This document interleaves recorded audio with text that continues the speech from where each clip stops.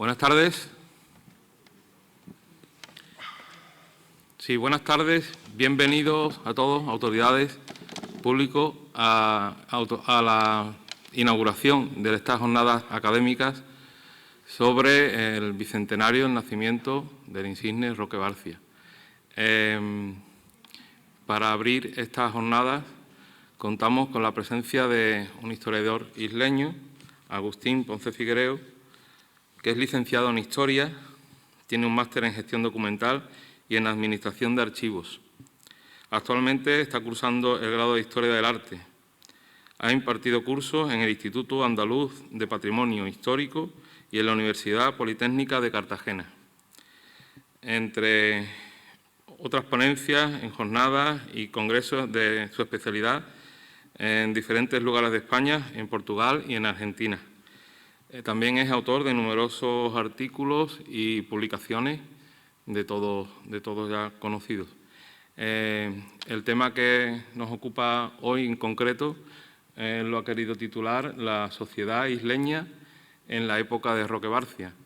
Yo creo que es un buen comienzo para esta trilogía que vamos a celebrar durante esta tarde, mañana viernes y el sábado que cerraremos estas ponencias, estas conferencias académicas. Así que le cedo la palabra a Agustín para que desarrolle el tema que corresponde. Muchas gracias.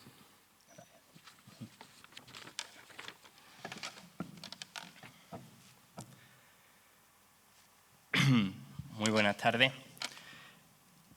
Gracias, Francis. Te tengo que pasar un currículum actualizado. Antes de comenzar, quiero dedicar la ponencia de hoy a la memoria de un historiador y arqueólogo, de Enrique Muñoz Mateo, de mi amigo Quique, mi compañero Quique, compañero de estudios en la Universidad de Huelva, funcionario en la Delegación Provincial de Cultura, quien desde su puesto apostó siempre por la recuperación de la viña, estuvo trabajando hasta el último momento en intentar su protección como bien de interés cultural y que nos dejó en la tarde de ayer. Y también, antes de meternos en materia, quisiera hacer una reflexión y unas consideraciones iniciales.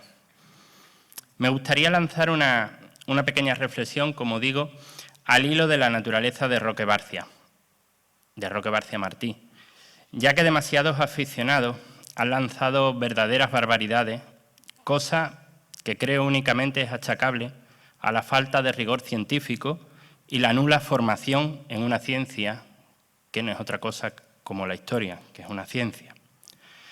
Tras discutir bastante, horas y horas de conferencia con alguien que conocéis muy bien, como es nuestro paisano Jesús Hugo Garín, que por si no lo saben es licenciado en ambos derechos, civil y canónico, y en filosofía y letras, y ejerce como profesor en la Universidad de Huelva, es decir, que es alguien bastante entendido en la materia.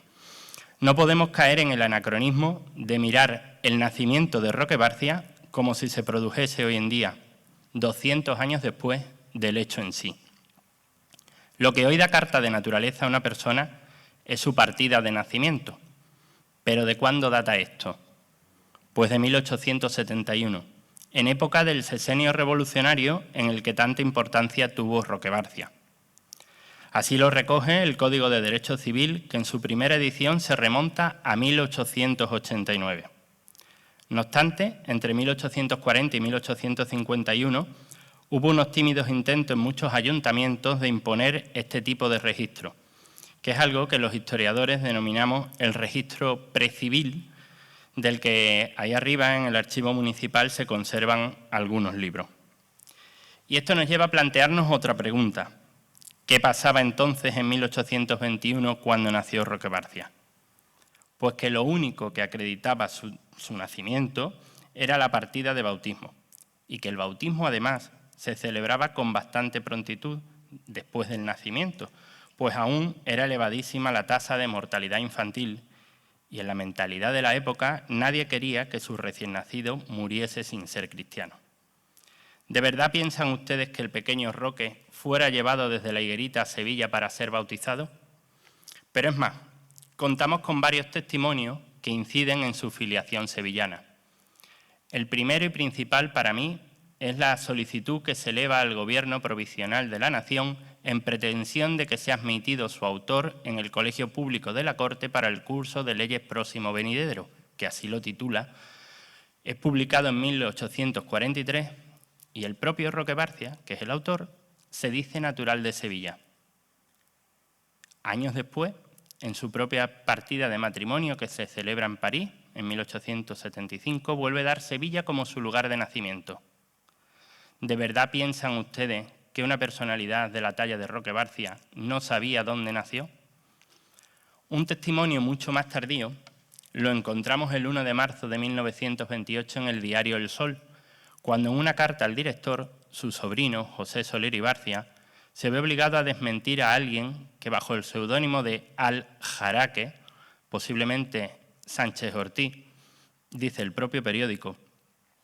Y como digo, Soler y Barcia textualmente dice: el nacimiento de mi tío don Roque en Sevilla lo originó la estada accidental de mis abuelos en aquella capital, con motivo a ocupaciones profesionales de su padre, y terminadas estas volvieron a su domicilio de la Redondela. Curiosamente, concuerda esto con un vacío dejado por Roque Barcia padre en la escribanía de la Redondela entre los años 1820 a 1822. Es decir, en 1821, cuando nace Roque en Sevilla. Por tanto, Roque nació en Sevilla y se crió como un isleño más, a caballo entre la Higuerita y la Redondela. Y así es como debemos considerarlo. El mismo caso, por ejemplo, de todos los de mi generación, cuando desde 1978 los nacimientos se producían en Huelva y además, no como ahora, era obligatoria la inscripción allí. Dentro de muchos años, cuando alguien estudie, por ejemplo, padrones de Isla Cristina o de cualquier otro pueblo, verá que hay un vacío enorme en los nacimientos y tendrá que tener en cuenta qué pasaba, que había una ley que prohibía nacer en los pueblos, por decirlo así. Todo el mundo nacía en el hospital de la capital, en el hospital de Río Tinto en el caso de la gente de la sierra, y se tenía que inscribir donde nacía. Y habrá una laguna y un salto documental en esos nacimientos en los archivos municipales de nuestros pueblos. Y no se puede pensar que es que la gente era de un lado o de otro, sino que hay que mirarlo con la ley en la mano y cómo se interpretaba en el momento del nacimiento. Por eso Roque nació en Sevilla y se consideraba sevillano y su familia lo atestiguaba así. Y una vez aclarado esto, que se sale un pelín de la materia, pero que no quería dejar de pasar lo visto, lo escuchado últimamente y lo leído en muchos sitios, en prensa, en blogs, en cosas que, bueno, cuando yo si me pongo malo del corazón quiero que me vea un cardiólogo. Y si quiero que alguien me cuente la historia, quiero que me la cuente un historiador, porque si me va a ver alguien que lee Vademecum por internet, pues a lo mejor me muero. Y traemos las jornadas, que como bien decía Francis en la presentación, pues esta de hoy forma parte de una trilogía organizada por el Ayuntamiento, a la que seguirá mañana Isabel, que ya nos acompaña en la sala, y el sábado Esther García Moscardó. Y queríamos hacer desde casa como un bosquejo de la época en la que vivió Roque Barcia. Y para hablar de la sociedad isleña en época de Roque Barcia, no podemos establecer como periodos de corte las fechas extremas de su vida. No podemos circunscribirnos a 1821 por abajo y 1885 por arriba, sino que debemos extendernos, al menos, a los límites de ese apasionante siglo XIX, y debemos empezar por contextualizar a Roque Barcia haciendo lo propio con sus orígenes, con sus familias, ¿no? Bueno, aquí una fotografía de la iglesia de San Esteban, donde fue bautizado en Sevilla, pero aquí queremos llegar. En el caso de los Barcia, hay mucha bibliografía ya publicada y lo mejor es quizás seguir a José Bertolo Ballesteros y Luis Ferro, quienes publicaron en 2010 dentro de un libro que se titula A Estrada, Miscelánea Historia y Cultural, un artículo titulado La Casa de Barcia en San Miguel de Acora, a Estrada. Y esa es la iglesia de San Miguel en la parroquia de Acora, en Aestrada. Y también a Juan José Barcia Goyanes, un descendiente de la familia, que publicó en Valencia en 2003 un interesante libro, La saga de los Barcia, pero viene desde un tío de Roque hasta la actualidad. No sé si se ve, sí, se ve que tenía yo mis dudas de que saliera la proyección. Ahí tenemos un brevísimo árbol genealógico donde vemos a los abuelos de Roque, que es el matrimonio de más abajo, Nicolás de Barcia y Fernández de Ávila, y Rosa Ferraces Pastor y Torrado, con sus hijos reseñados abajo, ¿no? Sin embargo, el padre, que es el que aparece aquí abajo, Roque, escribano público de la Redondela y la Higuerita, a veces aparece citado como de Barcia Ferraces, otras veces, igual que su hermano Juan Ramón, como Barcia, Ferraces y de la Cueva, tomando el nombre de la abuela paterna, el segundo apellido, ese de María Inés Fernández de Ávila y de la Cueva. Y es una confusión que hasta bien mediado del siglo XIX, por ejemplo, en los pueblos de nuestra zona, sobre todo del Andévalo, se da mucho. Los hijos el primogénito podía llamarse como el abuelo paterno, el segundo como el abuelo materno, el tercero como el padre, y no tenía por qué coincidir con el de su propio padre.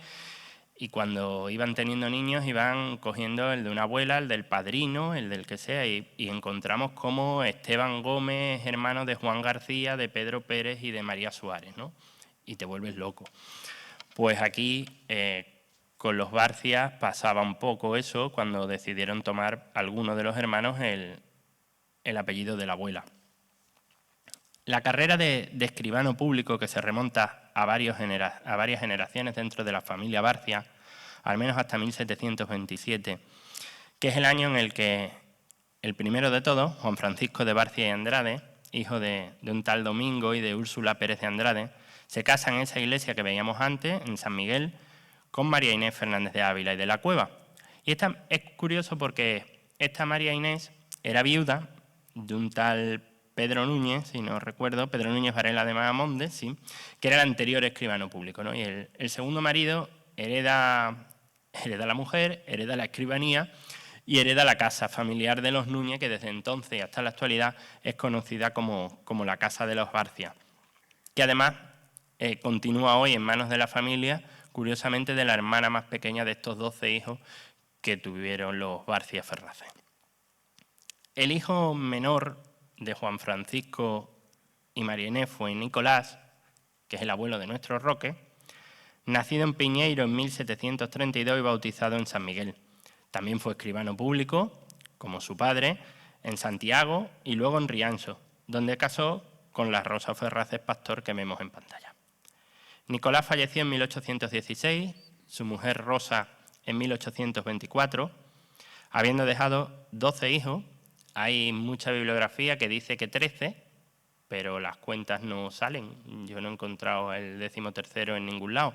De hecho, sí he encontrado un error donde se cita con un solo número a Ana y a Bárbara, que eran mellizas, y otro que habla de 13 y enumera 12 también, ¿no? Pues, como decía, dejaron esos 12 hijos, entre ellos Juan Ramón, que es el mayor de los varones, que es el origen de esta saga de médicos a la que hacía alusión antes en la saga de los Barcia, que nació en Rianso también, se licenció en Medicina, ejerció en Santiago como catedrático de clínica médica y falleció allí, ¿no? Y es el que firmaba como Barcia y de la Cueva. Pues esto tiene una larguísima trayectoria. Su hijo Juan Ramón Barcia Nalda, su nieto Juan Barcia Caballero, bisnieto Juan Barcia Leizegui, se traslada a la familia a Valencia, su tataranieto Juan José Barcia Goyanes, su chozno Juan Luis Barcia Salorio y su bichozno Juan Luis Barcia Albacar, que es el actual doctor Barcia de la familia. Y a esta rama pertenece, por ejemplo, curiosamente, Juan Ignacio Duato Barcia, el bailarín Nacho Duato, que es nieto de Barcia Goyanes, ¿no? Por tanto, el primer médico de la familia no es un hermano de nuestro Roque, como también aparece en un triste artículo en La Higuerita, por calificarlo de alguna manera, porque, y además digo triste porque es lo que va a perdurar, porque se ha quedado escrito y nadie se va a molestar quizás en contrastarlo, y entiendo la necesidad del periódico de cubrir espacios y larga vida. Dios me libre de decir lo contrario al decano provincial, pero hay que ser muy cuidadoso con lo que se permite que se publique. Pues de los hijos que hablábamos, vamos a decir, fue Rosa, digo, la que tiene la casa, y el quinto fue nuestro Roque Barcia Ferraces, el padre de Roque Barcia Martí, que nace en Piñeiro en 1776, un 31 de diciembre, se bautiza al día siguiente, el 1 de enero, como Roque Antonio de Jesús, y es padrino su hermano Juan Ramón. Si tomamos por cierto los datos del Padrón General de Habitantes de la Real Isla de la Higuerita de 15 de agosto de 1824, Roque contaba con 25 años de residencia y tiene 50 años. Y ya sabemos que aquí comete un pequeño error, porque es más fiable la fecha de bautismo que lo que diga el padrón. Y por tanto habría llegado a la isla hacia 1799 en 1800. Sin embargo, hay datos que nos llevan a pensar que debió llegar un poquitín más tarde, hacia 1804, y no directamente a la Higuerita, sino a la Redondela.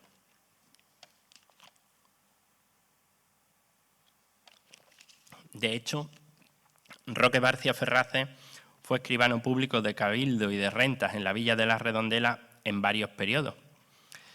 Y el primero abarca de 1804 a 1814, el segundo de 1818 al 20 y el tercero de 1822 a 1833, con esa laguna del año 1821, donde ya sabemos que estaba trabajando en Sevilla.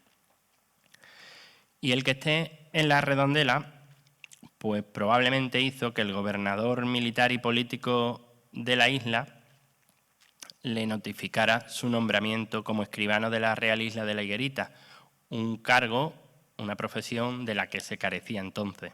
Se lo notifican el 10 de enero de 1809, se posesiona como tal el 18 de enero siguiente y ya fue de manera ininterrumpida escribano también de la Isla de la Higuerita, a la vez que de la Redondela, entre 1809 y 1833.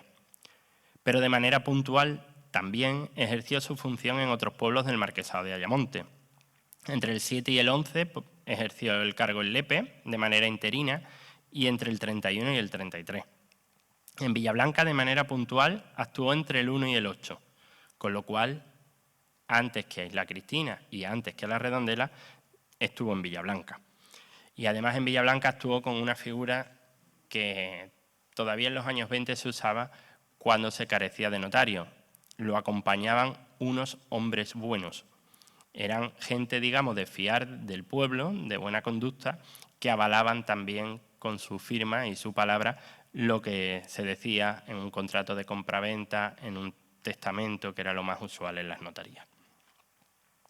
Y en San Silvestre no tenemos la fecha de su actuación, pero sí sabemos que también ejerció de notario. Así que esto era muy normal, recorría los pueblos de alrededor cuando un notario moría o se trasladaba, se quedaba un tiempo vacante y pasaba un compañero a cubrirlo, ¿no? En 1833, ya Roque Barcia padre está en otros menesteres que le llevan prácticamente a abandonar su labor de fedatario público. Había sido nombrado ya con ese título rimbombante de comisario de las costas de España. Era una especie de defensor de los intereses isleños en Sevilla, que probablemente fuera lo que estuviera haciendo en 1821, pero también en Madrid. Y podemos destacar, por ejemplo, también su faceta de escritor comprometido en una pequeña memoria de los grandes desaciertos de la pesca en 1822, que nos recuerda también esa memoria de las pescas del padre Mirabén. La memoria sobre el establecimiento de capital de una nueva provincia en la Bética, cómo será más rica la nueva provincia, estableciéndose su capital en Huelva, en Moguer, en Valverde del Camino o en Ayamonte, también del mismo año 1822. Cuando se crea la provincia de Huelva, los pueblos más grandes, más importantes o que creían tener un mejor derecho empiezan a disputarse la capitalidad. Gana Huelva, Si no, hoy seríamos provincia de Valverde o estaríamos hablando de otra cosa, ¿no? Pero él hace un memorándum donde defiende un pueblo frente a otro. Esta producción se produce antes, digamos, de abandonar la notaría, y lo más importante o sus obras, digamos, el grueso de sus obras se producen una vez que deja la notaría. La patria devastada por su fidelidad, sufrimiento y heroísmo, que observa cuidadosamente el origen de sus males, etcétera, los títulos de antes, ¿no?, como estamos acostumbrados con el padre Mirabén. España manifiesta los males que la afectan y propone los medios más expeditos y eficaces para obtener su cura radical. Una continuación del manifiesto de 14 de marzo último, publicado en 1836. Otra, que es las clases productoras agonizantes, manifiestan sus dolencias a los que tienen la facultad y la sagrada obligación de curarlas radicalmente. Y una última, que probablemente le costara mucho sufrimiento y por lo que se salvó en tablas de ser condenado, la superchería orgullosa y atrevida, o sea, la almadraba concebida en pecado por don Juan Buhiga, burlándose del poder de las leyes y los pueblos. Esta obra vería la luz en 1838, muy poco antes de su fallecimiento. Y si nos acercamos al retrato que de él hacía en ese artículo del periódico El Sol su bisnieto José Soler Barcia, aquí, al poco de llegar, casaría en segundas nupcias con Teresa Martí Dubois, que era ya natural de la Higuerita. Puesto que la familia paterna quedó en las lejanas tierras de Galicia, los Martí o Martín, que ambas formas utilizaron los parientes, de hecho el apellido que se conserva hoy es Martín, castellanizado, como la mayoría de los apellidos que nos legaron los antepasados catalanes, que se castellanizaron, se convirtieron en la familia más próxima de Roque en Isla Cristina. Su abuelo paterno, Juan Martín Belbeni, popularmente llamado Juan Martí Faló, había nacido en Reus, en Barcelona, hacia 1758-59, y allí se casó en la parroquia de San Pedro en 1782 con Manuela Dubois March, también nacida en Reus en 1757. Ya en 1786 aparecen documentados en la isla de la Higuerita, y 10 años más tarde, por ejemplo, el 22 de octubre de 1796, Juan adquiere 2 chozas continuas en el sitio de la plaza de la Higuerita a José Ferrer en 180 pesos corrientes. Estas 2 chozas, es curioso, de 1796, derivarían después en una única casa y ocuparían el solar de lo que hoy es el restaurante La Sal en la Plaza de las Flores, que se conservó en manos de la familia hasta bien entrado el siglo XX, incluso una parte trasera un poco más allá. Por eso existe un mosaico, por ejemplo, allí alusivo al nacimiento de Juan Martín Cabé, que como el antepasado lleva el mismo nombre y apellido y era miembro de la misma familia. Pues Juan Martín Faló, o Juan Martín Belbeni, si hablamos con propiedad, fue nombrado alcalde pedáneo de la Higuerita por el Concejo de la Redondela en 1800, quien interfería así como en los años de 1799 y 1801 en la jurisdicción real que sobre la isla ejercía la Marina en nombre de la Corona. El 26 de marzo de 1802 es nombrado regidor suplente del Ayuntamiento, presidido por el capitán de fragata Miguel de Irigoyen. Y en 1803 también es diputado al ampliarse el número del Ayuntamiento, entonces dirigido por el teniente de navío Félix José Teixeiro y Valera. Todos estos avatares de la jurisdicción no vamos a entrar porque de sobra lo conocemos por el padre Mirabén, como Ayamonte y la Redondela intentaban apropiarse de la isla y como la Corona dijo que era suya, ¿no?, y la gobernaba la Marina. Pero, ¿qué hacía el abuelo de Roque? Pues Juan Martín se dedicaba a la salazón de pescado, a su tráfico, es decir, a producir y a vender. Tuvo compañía de salazones, tanto aquí en la Real Isla de la Higuerita como en Villarreal de Santo Antonio, con Pedro Cabot Font, el antepasado, digamos, de la familia Cabot, y que, por ejemplo, en 1803, junto a Juan Abreu, fió la sal que necesitó Antonio Eulogio para la temporada de sardinas, y ya los problemas de la sal también lo ha puesto Roque Barcia Padre de manifiesto en algunos de sus libros, lo puso el padre Mirabén en la memoria sobre el desestanco de la sal, y bueno, fue una constante que también Roque Barcia hijo trataría más adelante en su vida, con ese monopolio que tenían los alfolíes reales y que agobiaban tanto a los fomentadores isleños, ¿no? Y que llevó a muchos de ellos a la cárcel.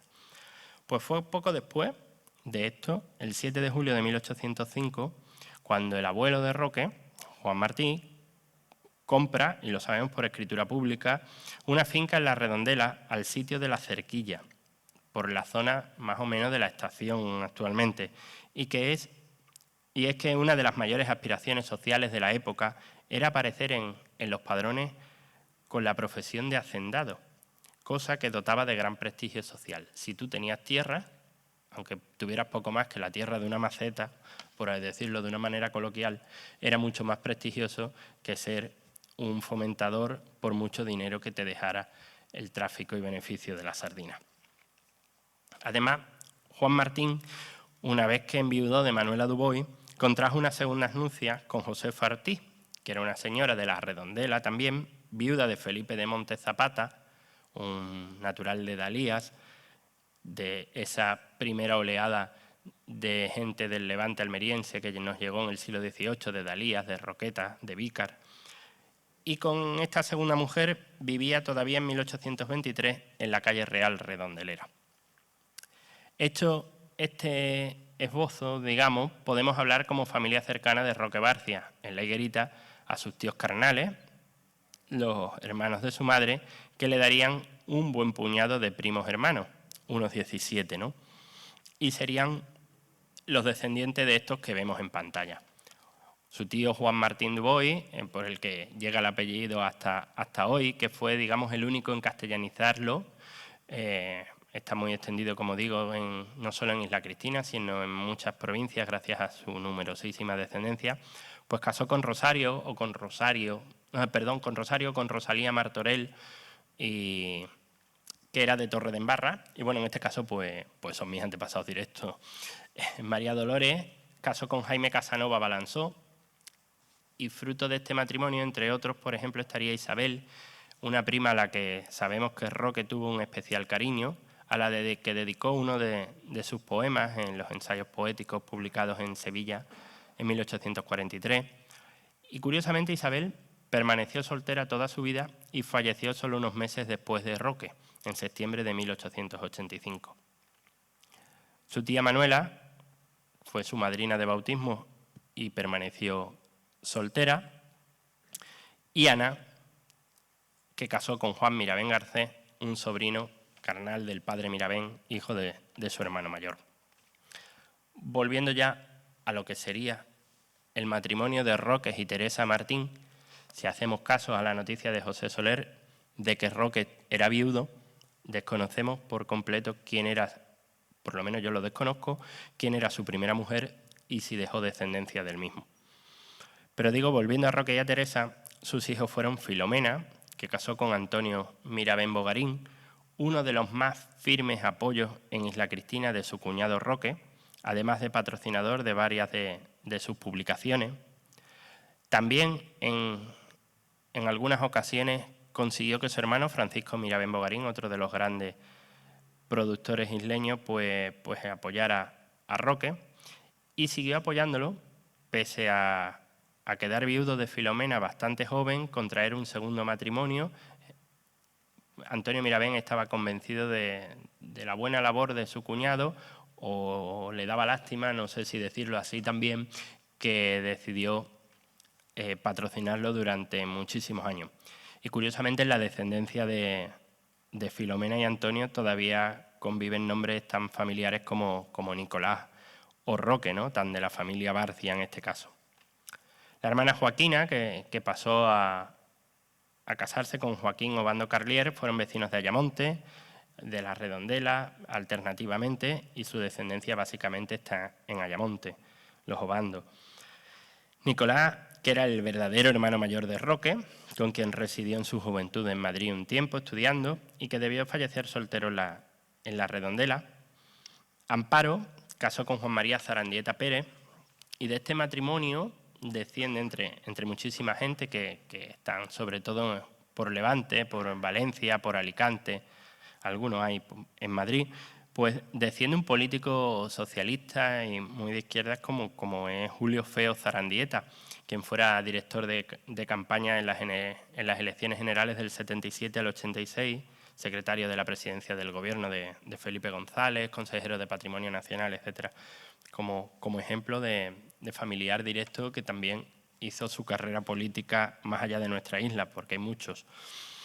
Y la chica, Hermenegilda, que casó con Pedro Soler Mirabén, otro de los sobrinos del cura, que además se convirtió en cuñado doblemente de Antonio Mirabén Bogarín, y es el tronco de la rama quizá más conocida de los sobrinos de Roque, de Hermenegilda, la madre de Gildita, de Nicolás y de José Soler, de quien hoy tenemos descendencia entre el público.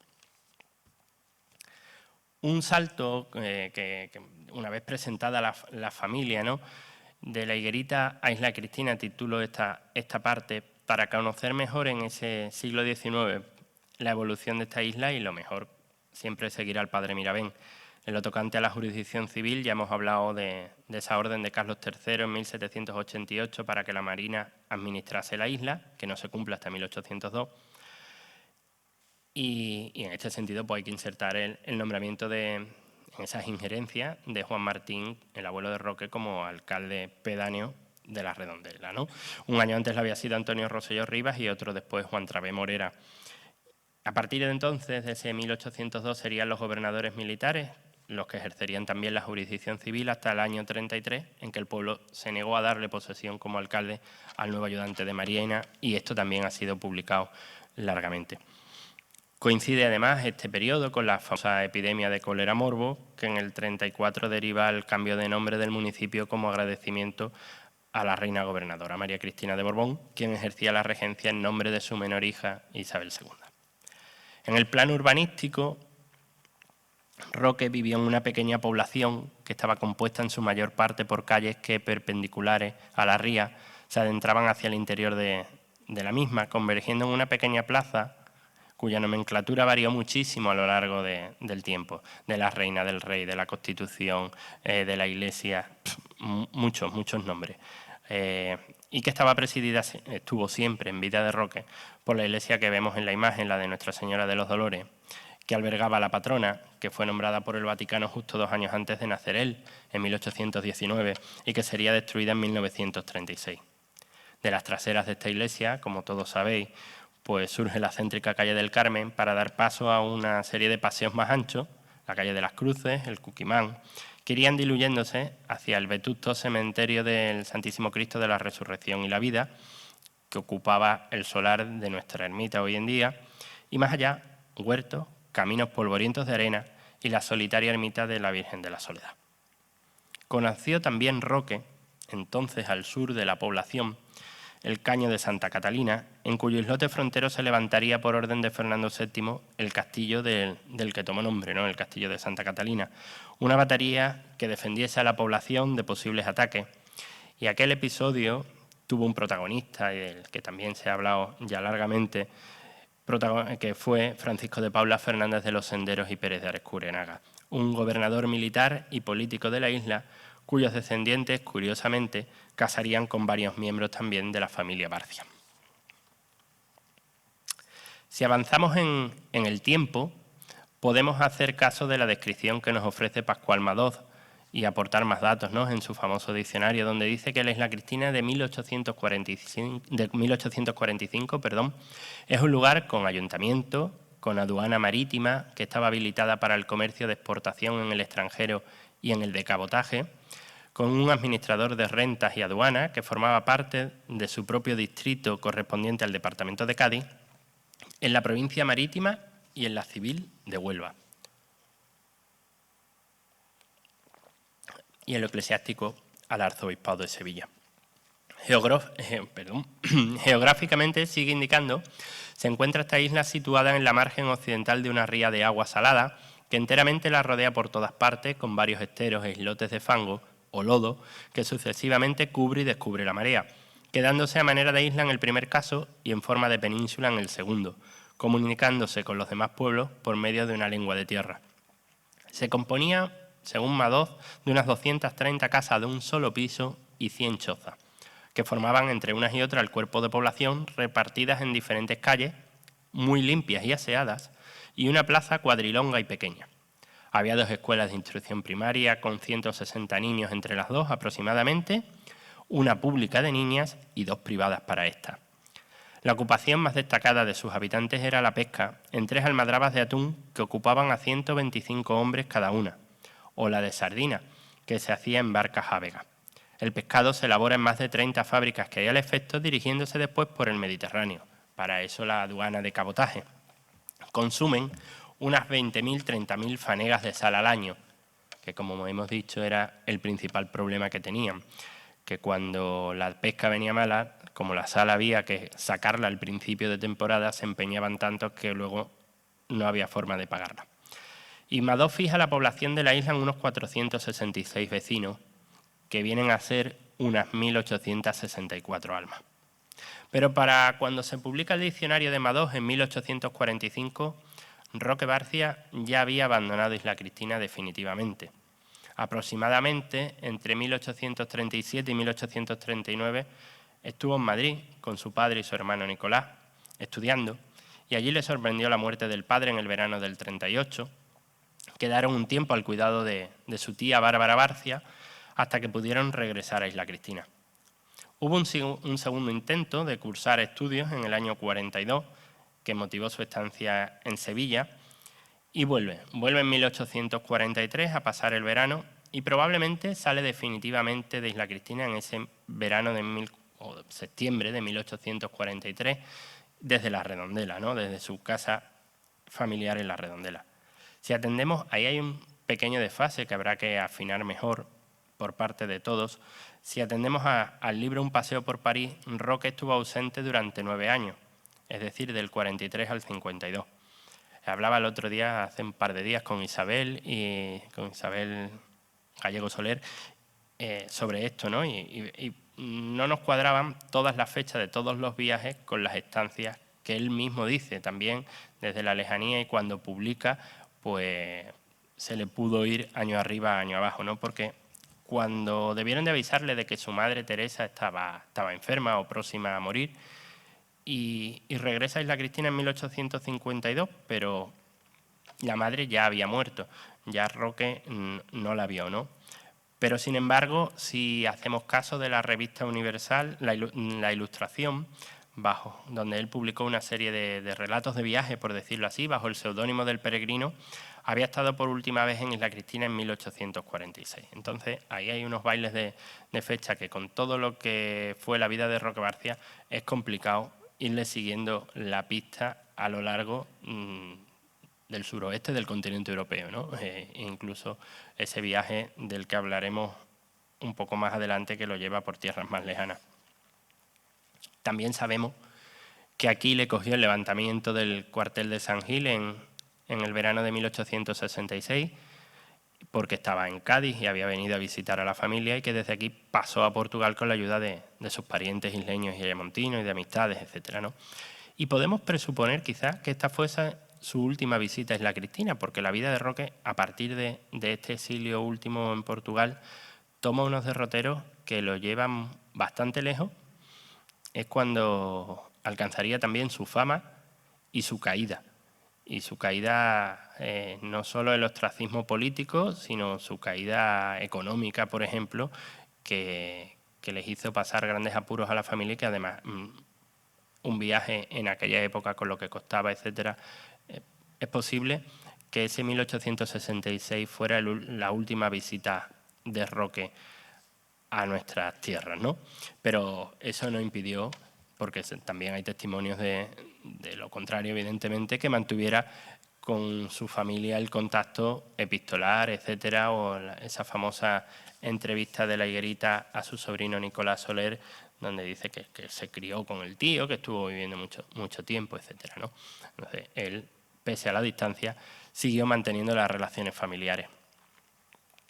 La familia Barcia vivió, según el padrón de 1824, en el Muelle Ribera. Esto no tiene nada que ver, esta es solo que es bonita la foto, porque esto es la fábrica de Fages, la fábrica de lo que sería después el consorcio, y esto estaba además en la otra parte del muelle Ribera. Ellos vivían en lo que sería hoy la avenida Padre Mirabén, que no era muelle porque no estaba la manzana de la fábrica de Cabo, de la fábrica de Cordero y Mantel, etcétera, ¿no? De hecho, es hasta posible que vivieran aquí, que esta propiedad de don José Soler, donde, por ejemplo, vivió su hijo Pedro también en los Altos con Carmela Arena, y allí nacieron algunos de sus hijos, pues puede que fuera la casa familiar heredada de la familia, o no. Pero esta sí es la ribera, y esta también, ¿no? Vemos abajo, es la misma casa, ¿no?, de la fotografía anterior. Ya esta foto, evidentemente, es mucho posterior. Se ve al fondo el Salón Circo Victoria y está hecha desde el mirador de la fábrica de Cordero y Mantel. Vale. Sin embargo, hemos dicho que en el 66 Roque está aquí, le coge el levantamiento de San Gil, huye a Portugal, y en Portugal Roque encabeza, como otros exiliados políticos españoles en París o en Londres, unos movimientos, digamos, aglutinadores de gente que pensaba igual y que se había visto forzada a abandonar España por sus ideas políticas y que van a trabajar, como muchos acaban apoyando, el llamado Pacto de Ostende, ¿no?, por el derrocamiento de una reina, de Isabel II, a la que consideraban como el origen de todos los males, ¿no?, por el desgobierno tal de su reinado. Y Roque se establece en Lisboa, después se establece en Oporto, y hay testimonios de que llega desde un buque llamado Gibraltar, desde Lisboa a Cádiz, a finales de septiembre de 1868, y de allí ya pasa a Madrid para formar parte de la Junta Revolucionaria. Pero el año 1868 en Isla Cristina ya había empezado de manera un tanto convulsa en cuanto a la política local. A principios de año fue elegido alcalde Luciano Vázquez Zarandieta, cuyo nombre ostentaría muchos años la calle Carrera, no sé si a algunos os suena eso, quien es cesado en el mes de mayo porque es nombrado por el gobernador civil, lo quitan de alcalde de Isla Cristina y lo nombran alcalde corregidor del pueblo de Gibraleón, ¿no? Entonces se elige a Francisco de Paula Virella Carbonell, en junio dimite el primer teniente de alcalde, en julio se hace un sorteo y se cesa a la mitad de la corporación, se va el alcalde y 4 concejales más, pero el alcalde, que tenía que haber salido por sorteo, dice que no se va, alega, y entre otras cosas lo que alega, estamos ya a finales de agosto, de que el cardenal arzobispo de Sevilla, Luis de la Lastra y Cuesta, que estaba de visita pastoral en Huelva, pues quizás venga a Isla Cristina y que te tenían que prepararle la visita al arzobispo. Y entonces que él no se va, que va a preparar la visita del arzobispo. El arzobispo no llegó nunca y por las respuestas que se conservan en diferentes archivos no estaba ni previsto que el arzobispo viniera a Isla Cristina, pero Francisco de Paula Virella seguía ocupando el sillón, ¿no? En toda esta amalgama con un alcalde cesado pero que no abandona el sillón, pues se encontraba Isla Cristina cuando Topete, al mando de la Armada que estaba fondeada en Cádiz, se subleva con el famoso grito de Viva España con honra el día 17 de septiembre. Y así comienza un proceso revolucionario más en la España del 19, pero quizás el más fructífero de los de la época, ¿no? Isla Cristina se entera 2 días después, mediante un cable del gobernador civil, que ordena al alcalde, al que hay, al cesado, que redoble su celo y patriotismo para la conservación del orden público.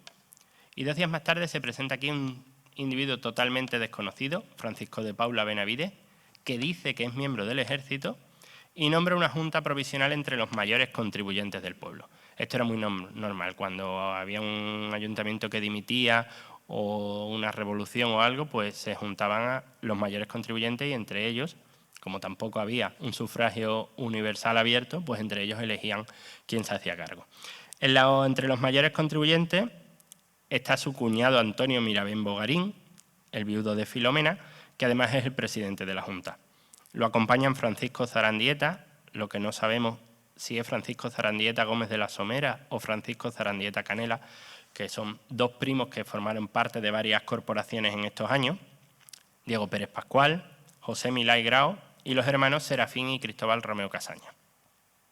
Esta junta dura 2 días porque el día 23 hay una elección de alcalde y se elige al señor de la foto, a José Mirabén Pascual, a Pepito el Boticario, como se le conocía en el pueblo, porque era hijo de José Mirabén Milá, el farmacéutico, quien así comienza su fulgurante carrera de servicio público que lo llevaría hasta principios del siglo XX, cuando fallece por diversas embajadas y cancillerías a lo largo del mundo.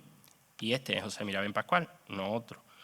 Las noticias y comunicaciones se van sucediendo y así los isleños se van enterando cómo se han sumado a este alzamiento desde Cádiz plazas como Algeciras, Santoña, Málaga, Antequera, el campo de Gibraltar y cómo a su vez no se ha derramado una gota de sangre, según los telegramas recibidos en la isla. El mes de octubre será el que vea las medidas más importantes a tomar. Un mes de octubre donde ya Roque está en Madrid, procedente de Lisboa vía Cádiz, como he dicho antes, a cargo de la Junta Revolucionaria, formando parte de la Junta Revolucionaria, ¿no? Entre las medidas más importantes que toman los isleños está la que les preocupaba, rebajar un 75% el precio de la sal que se saque al contado de los alfolíes. Bajar también un 33% los derechos arancelarios de aduana, un 50% los del tabaco. La creación, y esto me parece muy bonito porque llega hasta hoy también, la creación de una Junta Local de Instrucción Primaria, que ha perdurado en el tiempo y es el antecedente inmediato de nuestro Consejo Escolar Municipal actual, ¿no? Y otros más peregrinos, otras medidas más peregrinas, como el típico cambio de nombres en el callejero que sucede a cualquier cambio de régimen. La calle de la Reina se convirtió en la calle del Progreso, que es la calle Diego Pérez Pascual. La Plaza de la Constitución pues pasó a ser Plaza de la Libertad, la Plaza de las Flores, y la calle Catalanes ostentó el nombre del Duque de la Victoria, ya que el general Serrano ostentaba provisionalmente la jefatura del Estado, porque hay que tener en cuenta que hemos echado a Isabel II, pero esto sigue siendo un reino. No hay rey, pero tenemos un jefe del Estado que es Serrano. Además de esto, también hay un artículo que en los plenos de la época, un punto del orden del día que se aprobó por mayoría, que no ha sido derogado, que yo conozca, y es anecdótico por lo que conlleva en sí. El ayuntamiento, intentando separarse lo máximo posible de la corona y de los Borbones, acuerda cambiar el nombre de Isla Cristina y volver al primitivo de Isla de la Higuerita. Lo acuerda, lo aprueba por mayoría absoluta y ese mismo acta lo firman en la villa de Isla Cristina. Y no hacen caso de lo que ellos mismos habían aprobado, pero jamás se ha derogado. Una vez convocadas elecciones municipales, Mirabén Pascual vuelve a revalidar la alcaldía y cuando se celebren las elecciones constituyentes, los isleños no dudarían en prestar su voto a quien consideraban uno de los suyos, ofreciendo el resultado siguiente. Entre republicanos y monárquicos, para la convocatoria a Cortes Constituyentes que elaborara la Constitución de 1869, Roque Barcia obtiene en Isla Cristina 487 votos, Francisco Díaz Barrientos 475, Juan José Hidalgo Caballero 438 y Domingo Romera García 438 también. Es verdad que en los monárquicos obtuvieron 6 candidaturas, por decirlo así, la de Joaquín Garrido Melgarejo por 98 y es el que más saca, Luis María Toscano 98, Fernando de la Cueva, el suegro de Sundain, de Guillermo Sundain, 33, Lorenzo Milán del Bosch, el antepasado también del mismo nombre, 21, el almirante Luis Hernández Pinzón, 12 y José Arroyo, 12. Barren los republicanos. Roque Barcia, de hecho, conseguiría formar parte por primera vez del Congreso de los Diputados en esta legislatura constituyente del 69 al 71, elegido por el distrito y la circunscripción de Badajoz, con más de 12.500 votos. Para la siguiente legislatura, por ejemplo, del 71 al 72, las legislaturas muy cortitas por los hechos del propio sexenio, será diputado por el distrito de Alcoy en la circunscripción de Alicante y finalmente en la del 73-74 por Vinaroz, en la circunscripción de Castellón. En la legislatura que nos hemos saltado, la del 72-73, no fue diputado, sino que fue senador por la provincia de Barcelona. Pero pese a esta mayoría obtenida por los republicanos en Isla Cristina, la inestabilidad en el ayuntamiento sigue siendo total. Vuelve a dimitir el alcalde, se nombra a otro que no llega siquiera a tomar posesión, hay un nuevo nombramiento en la persona de Bonifacio García de Codés, el abuelo materno del poeta Antonio Avelino Corral, quien además es cesado a los 2 o 3 meses porque se niega a jurar la Constitución de 1869, que ya se ha elaborado, y es un galimatías tremendo. Además, la Constitución que ha declarado a España un reino ha elegido un rey, que es Amadeo I de Saboya. Las Cortes lo eligen el 16 de noviembre, empieza a reinar el 2 de enero de 1871 con 2 actos. 1, jura la Constitución, y 2, se va a la capilla ardiente del general Prim, que lo han asesinado unos días antes, y de cuyo magnicidio culpabilizaron, entre otros, al propio Roque Barcia. El regente de la Audiencia de Huelva, un poco mosqueado con el tema de Isla Cristina, investiga el posible republicanismo del ayuntamiento o de otras autoridades, como el juez de paz, que escapó un poco peor en las investigaciones, digamos que lo atosigaron bastante. Y el ayuntamiento, de 11 miembros que componían la corporación, pues declaran que 5 son republicanos, lo dicen abiertamente, y los otros 6 monárquicos, pero los monárquicos también estaban todos peleados entre ellos. 3 eran partidarios del nuevo rey, de Amadeo I de Saboya, 2 de haber repuesto en el trono, o bueno, haber repuesto a la dinastía, a los Borbones, pero en la persona de Alfonso, el futuro Alfonso XII, y 1 de que se eligiera rey al propio Espartero, al general Espartero. En Isla Cristina, como en casi toda España, las simpatías de las que gozó Amadeo durante su breve reinado no fueron muchas, por no decir casi ninguna. Y como muestra, por ejemplo, lo tenemos el Domingo de Resurrección de 1871. En nuestra ciudad, el Domingo de Resurrección se ha celebrado de muchas maneras y en el siglo XIX era tradicional la quema del Judas. Se hacían unos monigotes a los que se le prendía fuego, se le disparaba. El Domingo de Resurrección, figurando eso a Judas, al que traicionó a Jesús, ¿no? Pues en la taberna que tenía Rafael Pinel se colgó una figura de un Judas con un cartel que decía Amadeo. Fue denunciado y Rafael Pinel prometió que lo iba a quitar, pero lo cierto es que al amanecer, al resucitar la aleluya, dicen las crónicas, le hicieron disparos hasta conseguir echarlo por tierra, en medio de un griterío de muchos diciendo muera Amadeo y muera su hijo, y otros insultos feos y desagradables, que no sabemos lo que llegarían a decirle al muñeco. Amadeo se va y llegan los tiempos de la Primera República. Pero en Isla Cristina ya hemos visto los votos que sacaron los republicanos en el 69 y en tiempos de Amadeo la cosa iba a más en el republicanismo local. Además, podemos afirmar que el peso ideológico dentro de los republicanos isleños estaba decantado hacia un modelo federal, hacia el modelo por el que abogaba Roque Barcia. De hecho, en julio de 1870 ya se ha instalado un comité republicano federal en la calle del Carmen número 33, donde está la joyería de Gloria, para que todos nos enteremos, el cual pide permiso a la alcaldía para celebrar reuniones pacíficas, instruirse mediante la lectura, sin realizar nada que contravenga a la moralidad pública. Julio del 70, Amadeo es elegido en noviembre. En febrero del 72 hay otro comité republicano federal en la calle Rivera número 32. Y probablemente se trate de una refundación del anterior.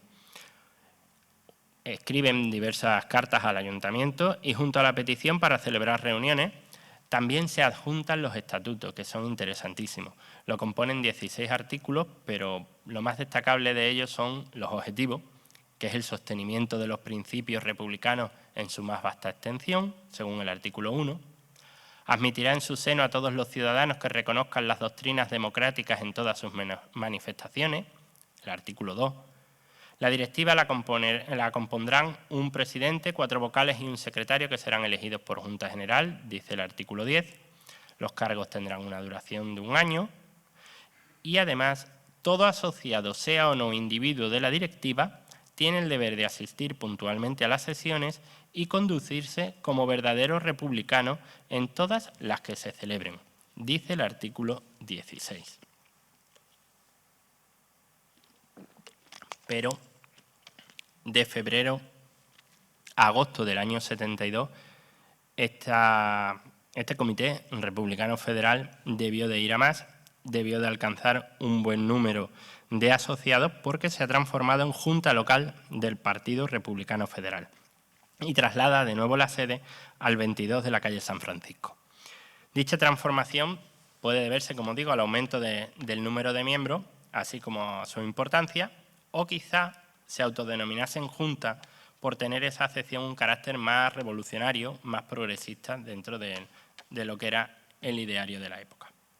Con la proclamación de la República en febrero del 73 se producirá la dimisión del entonces alcalde José Milá y Grau, quien será sustituido por José Álvarez Cordero, uno de los primeros miembros del ayuntamiento que no había surgido de la élite burguesa que venía ostentando el poder desde principios del siglo XIX y que seguirá durante muchísimos años.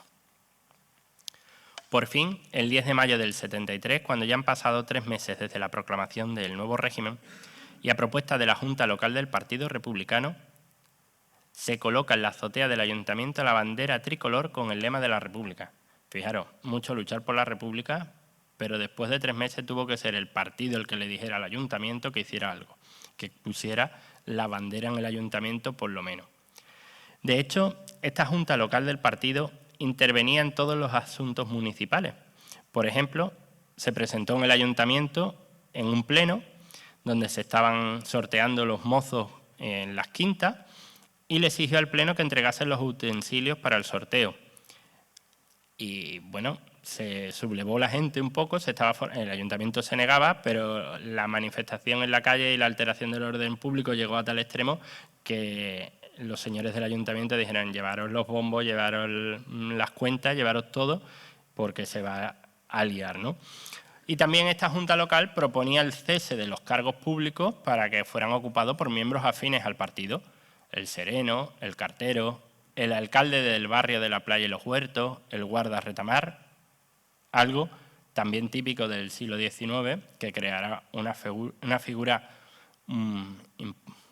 digna de estudio, ¿no?, que es la del cesante. El cesante era aquella persona que trabajaba para la administración si gobernaba su partido, si no, cesaba. Y cuando volvía a su partido, volvía a trabajar y vuelta a cesar. Y aquí es curioso, hay ejemplos también en los padrones municipales, pero no recuerdo bien si es Toribio o es Enrique, uno de los 2 hermanos Lázaro Tuset, aparece en uno de los padrones como cesante, ocupaba un cargo público y había cesado. Había entrado el Partido Conservador en vez de los liberales.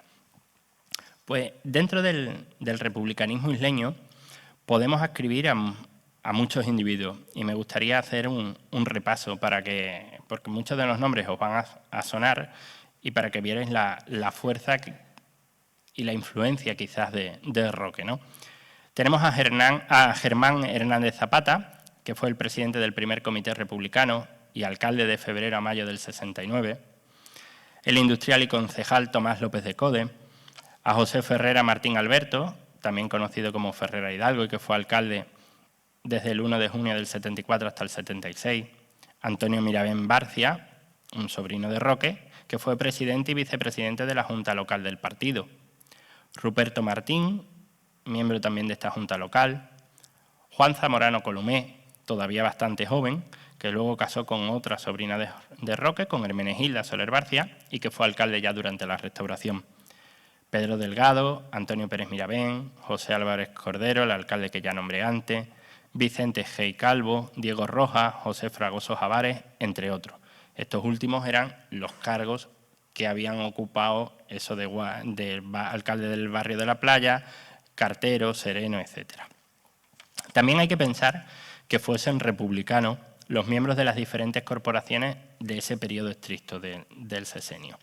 Rufino Martín Pérez, Pedro Feu Virella, Manuel Casanova Mirabén, Ramón Serrano Yaque, Casimiro Bermúdez Gómez, Andrés Soldevila Cortés, Jerónimo Ortiz Rodríguez, Rafael Aponte Delgado, Luis Camacho Silva, Juan Flores Amo, el maestro de obras, ¿no? Manuel Casanova Herrera, Narciso Serrano Yaque, Salvador Fumador Landero, Miguel Noguera Acevedo, José Martín Cabet, Enrique Romeu Portas, José Casanova Herrera, Francisco Zarandieta Gómez de la Somera, Román Pérez López, José Martín Buñol, Victoriano Zarandieta Canela, Baltasar Domínguez Martínez, Juan José Milá Badía, José Rodríguez Llurí, Domiciano Rodríguez Pinel y Miguel Mirabén Pascual, un hermano del de la foto, ¿no? Lo que pasa que el republicanismo de ellos o la supervivencia y adaptación al régimen alfonsino y al turnismo de partidos que instaura Cánovas les hace a la mayoría de ellos seguir en política durante la Restauración y muchos años más, y sin ningún tipo de problema se van adscribiendo a diferentes corrientes. Entre sus parientes más próximos involucrados en la política local, hablo ya de la familia más directa de Roque, encontramos a sus cuñados Antonio Mirabén Bogarín y Juan María Zarandieta Pérez, que fueron concejales, a sus sobrinos Roque Mirabén Barcia, que fue concejal, y José Soler Barcia, que fue alcalde. Un caso curioso, su sobrino nieto Nicolás Mirabén Pérez, que si Juan Martín Faló fue nombrado por La Redondela alcalde pedáneo de Isla Cristina, pues Nicolás Mirabén Pérez fue nombrado por Isla Cristina alcalde pedáneo en La Redondela, cerrando el círculo, ¿no? Y su sobrino bisnieto también, Antonio Salcedo Soler, que fue quizás el último de la familia en Isla Cristina en alcanzar un puesto en el ayuntamiento. La Isla Cristina que... Bueno, aquí una foto familiar de don José Soler o de su hermana Hermenegilda, para ya detenerlo en la litografía de Roque. La Isla Cristina que reciba la noticia de la muerte de Roque Barcia Martín en 1885 será muy diferente de aquel pequeño pueblo que dejara atrás por última vez casi 2 décadas antes. El número de población había crecido exponencialmente. Los beneficios obtenidos por los salazones, una vez liberado el estanco de la sal por el que tanto lucharon su propio padre, el padre Mirabén y Roque, se dejaban sentir en el crecimiento económico que estaba a punto de estallar en la instalación de la primera fábrica de conserva. Las chozas habían quedado reducidas al barrio nuevo, mientras que en el centro de la población empezaban a destacar sociedades de recreo, teatros, cafés y toda una serie de elementos enfocados al ocio de la burguesía. Pero lo más importante de todo quizás fue el legado de Roque Barcia, que nunca se extinguió su memoria, que permaneció presente, aunque solo fuese muchas veces dando nombre a entidades como el Club Deportivo, el Roque Barcia Sporting, o centros de enseñanza, el que fundó su sobrino nieto Serafín Soler, que se perpetuó su memoria por iniciativa del alcalde don Román Pérez Romeu en una de las casas redondeleras donde residió la familia, cuya placa, una copia de la misma, sigue existiendo en la actualidad, aunque la casa, dividida en dos, está a punto de un repique, como se suele decir coloquialmente.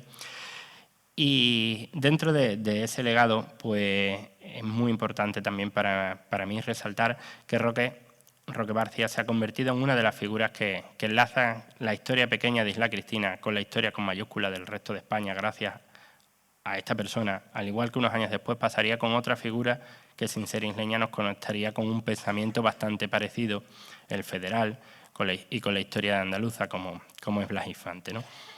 Pues hasta aquí, digamos, finalizamos con su tumba en el cementerio de la Sacramental de San Lorenzo y San José, donde gracias a Isabel pues se ha dado a conocer últimamente y que curiosamente reza bajo el nombre de su padre, porque él, como sabéis, fue excomulgado muchas veces y no hubiera podido ser enterrado en terreno sagrado.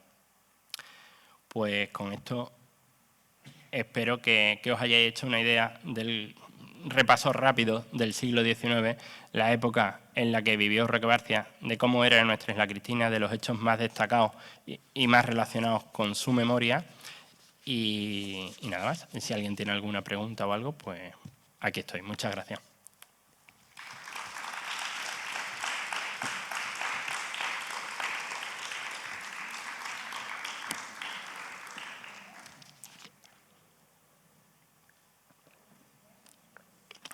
Yo apenas os veo, ¿eh? O sea que si...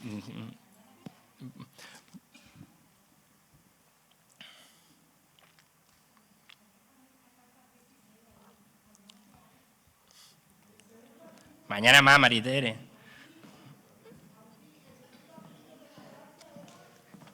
El segundo apellido de Roque García.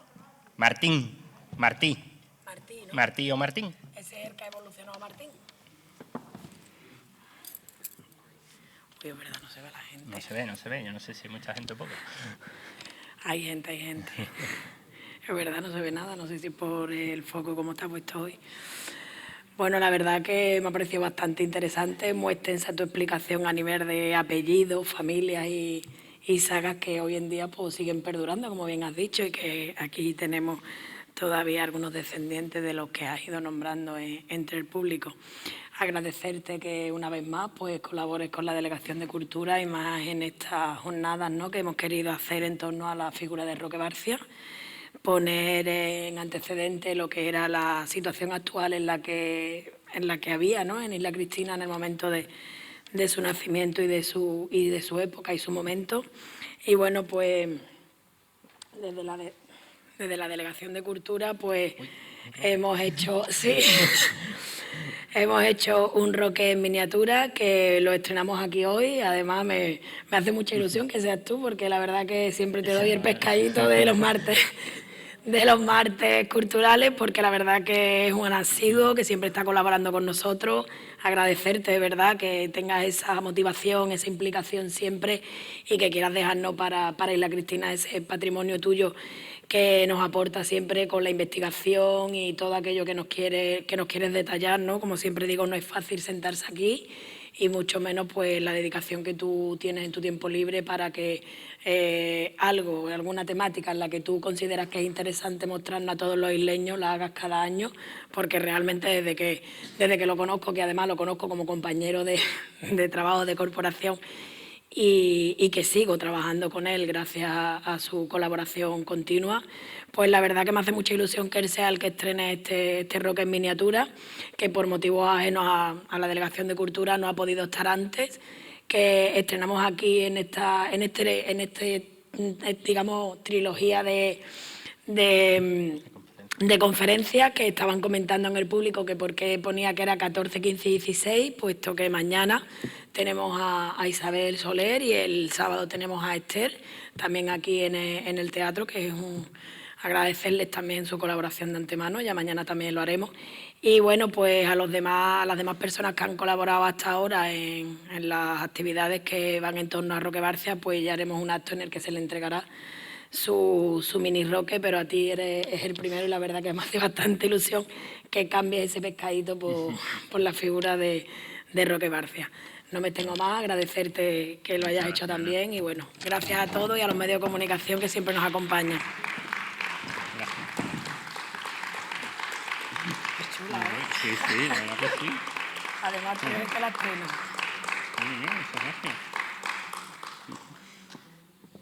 Bueno, decir que la figura está hecha por nuestro técnico de cultura, Francis Zamudio, que nos lo he dicho, y bueno, pues también eso, agradecer a los técnicos de todas las delegaciones que estamos colaborando en las jornadas y en esta programación tan extensa de Roque Barcia, que aquí hay varios técnicos, como es de patrimonio y de cultura, también están de turismo y de educación, y eso que es una programación muy ambiciosa y bueno, con la participación de todo el mundo nos damos por satisfechos de que la gente está pues demandando que tengamos más información y más conocimiento sobre la figura de Roque Barcia.